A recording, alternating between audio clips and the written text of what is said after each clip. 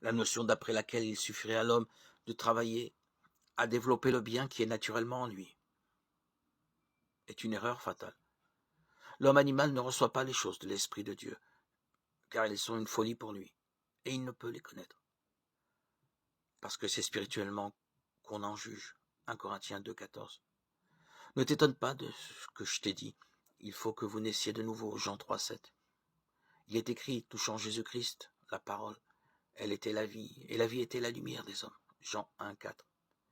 Il est le seul nom qui a été donné parmi les hommes, par lequel nous devions être sauvés, Acte 4,12. Il ne suffit pas d'entrevoir la bonté de Dieu, sa bienveillance, sa tendresse paternelle. Il ne suffit pas de discerner la sagesse et la justice de sa loi, de constater qu'elle est fondée sur le principe éternel de l'amour. L'apôtre Paul avait connaissance de tout cela quand il disait « Je reconnais que la loi est bonne, la loi est sainte, et le commandement est saint, juste et bon. » Mais il ajoutait dans l'amertume de son désespoir « Je suis charnel, vendu au péché. » Romains 7, 16, 12. Il soupirait après une sainteté et une justice qu'il se sentait incapable de réaliser. Et il s'écriait « Misérable que je suis, qui me délivrera du corps de cette mort ?»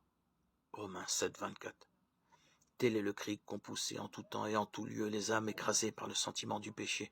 Pour tous, il n'y a qu'une réponse. Voici l'agneau de Dieu qui ôte le péché du monde. Jean 1, 29.